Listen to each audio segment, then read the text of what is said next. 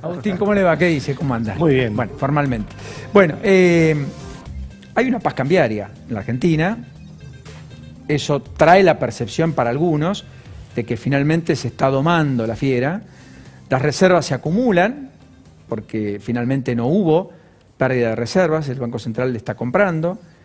Enorme cepo, no hay duda, restricciones por doquier para importar, etcétera, para comprar dólares, pero los dólares legítimos, contado con liquidación, dólar bolsa, que llegaron a tocar casi los 200 hace 4 meses, hoy andan en 140, 145, qué sé yo. Hay algo de una especie de sensación de que cuidado, que por ahí los planetas se alinean, la soja sube lo que ha subido, la cosecha es mejor de lo que se pensaba, la lluvia hizo mella ahí en el campo y por ahí tenemos dólares adicionales y por ahí de la pandemia salimos de una manera que no pensábamos en un momento en la Argentina hace tan solo 3, 4 meses atrás, etcétera, etcétera. ¿Puede pasar algo de todo eso o nada?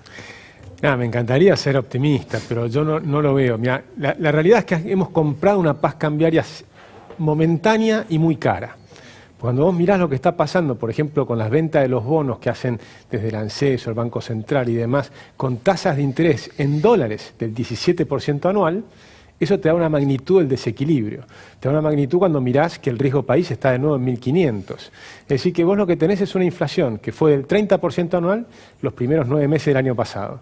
Fue del 50% anual el último trimestre. Y estos últimos 2 meses, o 3 meses, en realidad, porque ya empezó en diciembre, estás en el 60% anual. Entonces es una escalada de inflación a pesar de lo que estás diciendo, a pesar de que hicieron un esfuerzo enorme para domar al tipo de cambio y estamos en lo que llamamos el famoso carry trade. Lo mismo que le criticaban a Macri, ¿te acordás? Que vos invertías en pesos con tasas altas de interés y el tipo de cambio se mantenía y entonces ganaban mucha plata en dólares. Los que hicieron eso los últimos 3 meses ganaron muchísimo dinero en dólares. O sea, los que pusieron en plazo fijo los ahorros al 36 anual, 3% mensual, 3 meses después tenían 10% más de la plata que habían colocado en plazo fijo, el dólar quieto compraron 10% más de dólares. ¿Está Exactamente. bien? Y una rentabilidad del 10% en dólares el mundo no te lo da. Sí, salvo que seas un tipo creativo, salvo original. que compres en Tesla y justo en el momento adecuado, digamos. Pero, bueno, que compró Tesla o sí, Bitcoin, que sé yo, que está de moda, pero veremos cuánto dura. Pero cuando miras la película de la Argentina, es dramática. Porque hace cuánto que venimos conversando con ustedes y siempre venimos diciendo estamos en una crisis, vamos a la siguiente. Porque ya hoy podemos empezar a hablar del próximo default. Acabamos de salir del default y yo ya te puedo afirmar que estamos armando el próximo, que probablemente va a explotar en el 2023, porque hemos postergado los vencimientos. Pero luego se sigue acumulando. La deuda argentina hoy es el 100% del PBI. 100% del PBI, es decir que ya es impagable, es totalmente impagable y te lo muestran las tasas de interés en dólares. Por eso el riesgo país en 1.500 puntos. Por eso el riesgo país en 1.500. Entonces lo estás comprando de alguna manera, el gobierno no tiene un plan antiinflacionario, tiene un plan inflacionario. La inflación es el incremento de la cantidad de dinero y siguen aumentando la cantidad de dinero porque como siempre, como muchos gobiernos, gastan más de lo que les ingresa. Está bien, pero ahí Guzmán dice, bueno, pero en enero y febrero no recibimos asistencia del Banco Central, no hubo emisión. Sí, pero eso no va a ser... Porque la recaudación nos aumentó bastante más. Pero no va a ocurrir eso cuando miremos todo el año. Cuando mirás todo el año vas a ver que el aumento de la cantidad de dinero va a ser probablemente el 60%, sin contar que después tenés los pasivos remunerados del central, las famosas LELIQs. ¿Sí? Entonces son la deuda del Banco Central remunerada con tasas altas de interés que va creciendo y va creciendo muy rápido. Entonces ese crecimiento de la deuda del Banco Central también es inflación futura, porque ¿cómo vas a pagar eso? Este año vas a aumentar las LELIQs, es decir, la deuda va a seguir creciendo, pero en algún punto la tenés que pagar. Entonces fíjate qué te pasa. Tenés tarifas retrasadas, tenés control de precios, escasez en las góndolas. Porque antes decían que no había escasez en las góndolas, ahora están con la ley de desabastecimiento. Están reconociendo que hay escasez en las góndolas. Que lo predecíamos hace un año. Cuando empezaron los controles dijimos, ojo, porque entre un año vas a tener escasez en las góndolas. Hoy ya las tenés. Y tenés el tipo de cambio retrasado. Los salarios que vienen cayendo desde hace 3 años en términos reales. No empezó con este gobierno, empezó en el 2018. Con lo cual tenés salarios y jubilaciones que siguen cayendo en términos reales. Ahora van a poner ese bono para la mínima, correcto, para compensar un poquitito, pero las jubilaciones en general siguen barranca abajo. Con lo hace que 3 tiene años. eso de que achata la pirámide y la injusticia respecto al que aportó durante mucho más Claro. años una mayor cantidad de dinero y luego se siente una vez más perjudicado, relegado, porque quizás gana 2.000 pesos más por mes. Tal cual. O 3.000. Y a eso sumale algo que es todavía más grave que todo esto, que es que el sector privado argentino es cada vez más chiquitito. Que creo que es la madre del borrego, perdón, la madre- eso decíamos en el campo, Sí. que es el principal problema. Exactamente, porque los matás de impuestos a un sector que es cada vez más chiquitito. Les pones la FIP, los perseguís, haces todo lo que quieras, ese sector es cada vez más chiquitito. Se van los unicornios, porque entonces les pones los impuestos a las riquezas y se te fueron todos los unicornios. Todos los dueños de los unicornios de Argentina se fueron. ¿Por qué se fueron? Porque les multiplicaste por 4 los impuestos en 2 años. Entonces le multiplicaste, primero pusiste bienes personales y le aumentaste los bienes personales. Ahora inventaste el impuesto a riqueza y aumentaste ese impuesto a riqueza. Pero después le duplicaste bienes personales y el impuesto a riqueza a los que tienen activos en el exterior. Y los unicornios, como fueron exitosos, hicieron empresas argentinas que se expandieron por 70 países del mundo. Entonces tienen una gran parte de sus activos en el exterior. Y por lo tanto les duplican los impuestos. Esa gente que hizo se fue. Y entonces invierten en Brasil, Alec Oxenford, Marcos Galperín, tienen empresas nuevas que están surgiendo, están creando empleos. Eso significa aumentar la demanda de empleo en Brasil, significa mejorar los salarios de Brasil y significa achicar la Argentina. Estamos achicando la Argentina. El dato que dio Alec el otro día, Alec Oxenford, es tremendo. En la década del 90, en la de plena convertibilidad, en el 94, con la convertida en Menem Cavallo, la bolsa argentina representaba un 40% de la bolsa brasileña. ¿Sabes cuánto representa hoy? Las acciones que cotizan en bolsa. 40% por entonces y hoy menos del 6%. 2%. Okay. 2%. Ese es el impacto de la destrucción que hemos hecho en Argentina. Estamos destruyendo el país. Estamos destruyendo el país. La participación relativa, incluso nuestro sector exportador es muy dinámico, el campo es muy dinámico, es absolutamente competitivo. Tenemos las plantas procesadoras de soja probablemente más importantes del planeta, aquí en el complejo San Lorenzo, en Rosario.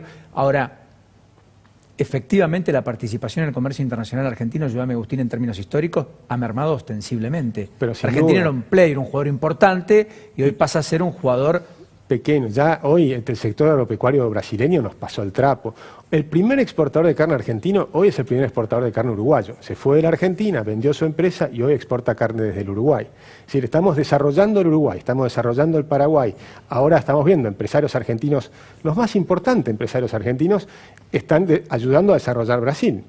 Es decir, que nuestras mentes y nuestros capitales están desarrollando el extranjero porque acá los insultamos, porque desde la presidencia incluso los han insultado varios presidentes, ¿no? Cuando miramos las últimas décadas de la Argentina, por esto yo no lo miro como la situación de Fernández, tenemos que verlo como una película que viene de décadas, porque la situación de Fernández, que repite lo anterior, agrava todo porque está sumando impuestos cuando ya tenés 180 impuestos. Entonces el impuesto de riqueza vino como el impuesto 181. Bueno, de hecho, hoy, ayer el Senado validó la derogación del Pacto Fiscal del 2017 que tendía a bajar la alícuota de ingresos brutos, permitiendo a los gobernadores que aumenten la alícuota de ingresos brutos, que es uno de los impuestos más regresivos del sistema tributario argentino, porque vos fabricás esta lapicera, la alícuota de ingresos brutos es el 5%, lo pones en el precio, ganes o pierdas, el impuesto lo pagas igual. Y además, porque es retroalimentado en las distintas cadenas de producción, digamos, ¿no es cierto? Nosotros sacamos un informe en la Fundación, en el momento que hicieron eso en el gobierno de Macri, diciendo, miren lo que van a hacer. Con ese pacto fiscal que hicieron, aumentaban los impuestos el primer año, que fue lo que hicieron muchas provincias, porque le pusieron un tope. Y del 5%, claro. Entonces todos subieron hasta el tope, no todas, pero varias subieron hasta el tope. Salta, fue un caso. Y van a ver que no lo van a cumplir, porque en cuanto venga una crisis nos van a subir los impuestos, porque acá tenemos una lógica equivocada que venimos haciendo desde hace 80 años.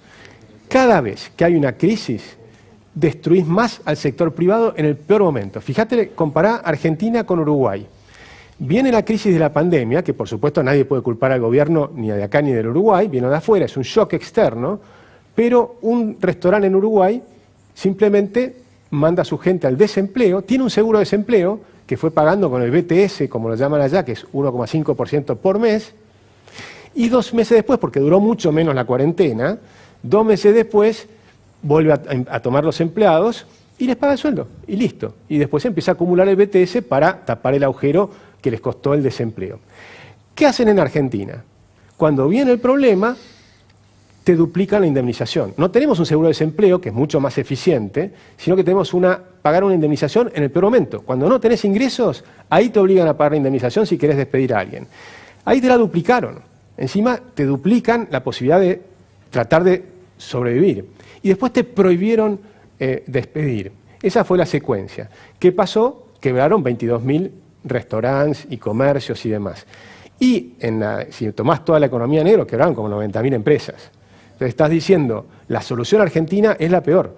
La caída del PBI nuestro fue 10%, el doble de países vecinos. O sea, a todos nos pegó la pandemia, pero nosotros la sufrimos mucho más. Y por supuesto, agravamos fenomenalmente los impuestos. Cuando mirás hacia adelante, lo que estamos diciendo es, mirá, por suerte es un año electoral. Ojalá la gente despierte y vote distinto, porque la venimos pifiando. En Argentina, las dos fuerzas mayoritarias no creen en la economía de mercado. Y en el mundo, todos los países, tomás los 30 países principales del mundo que les va bien, todos tienen economías de mercado. Todos tienen libertad económica. ¿Vos vas a ser candidato, Agustín? No, yo no voy a ser candidato, pero sí creo que es importante votar distinto. No voy a ser candidato porque estoy tratando de ayudar a que se conforme una tercera fuerza. Y esa tercera fuerza tiene que ser a todas las personas que quieren defender de verdad, no de la boca para afuera, sino en serio, la vida, la libertad y la propiedad privada. Porque hay un problema que la gente no comprende, que las libertades económicas son parte de la libertad no la podés dividir. Te doy un ejemplo. A vos te ponen cepo cambiario, te prohíben comprar dólares. Entonces no podés viajar al exterior. Solo los ricos pueden viajar al exterior, porque ya tenían de antes. Vos querés ahorrar, no podés ahorrar. Vos sos un youtuber, querés salir de la pobreza, sos un chico que tiene 15 años, 20 años y sos un gran histriónico, divertido, qué sé yo, y sos youtuber. Bueno, en Argentina el Estado te lleva 2/3 de lo que producís. ¿Cómo vas a salir de la pobreza si el Estado se lleva 2/3 de un chico de 20 años? Es imposible. Sí. Después sacan una ley de telepeaje, de teletrabajo, antiteletrabajo, y un chico que tiene 20 años y quiere hacer una empresa con otros 3 o 4 amigos que están en distintas provincias o en distintos países, la ley le dice, pero si a cualquiera de esos chicos quiere ir a trabajar, vos le tenés que poner oficinas. ¿Te das cuenta? Es absurdo. Ahora están viendo cómo la van a regular para tratar de mejorarla. Pero sacan cosas absurdas, regulaciones e impuestos. Acá tienen que concentrarse en ese millón de chicos que van a ingresar al mercado laboral los próximos 4 años. Hay que pensar en ellos. Cuando pensás en ellos, tenés que eliminar 170 impuestos, tenés que eliminar gran parte de las 69.000 regulaciones y dejarlos trabajar. Dejarlos ganarse la plata, dejarlos salir a ellos solos de la pobreza. No tiene que el Estado sacarlos de la pobreza. El Estado no saca a nadie de la pobreza. A lo sumo le tira plata para mantenerlos en la pobreza durante décadas. Y la pobreza en Argentina viene creciendo década tras década desde hace 40 años. Agustín, gracias por este ratito. Muchas gracias a ustedes, la verdad un placer. Expectante, escuchando. Vale la Sí, pena yo tomar también. una pausa. Sí. No quise preguntar porque Es un lindo horario, además. escucharlo es un lujo. Hasta la próxima. Muy generoso. Muchas gracias, la verdad un placer. Nos vamos a ir a la pausa.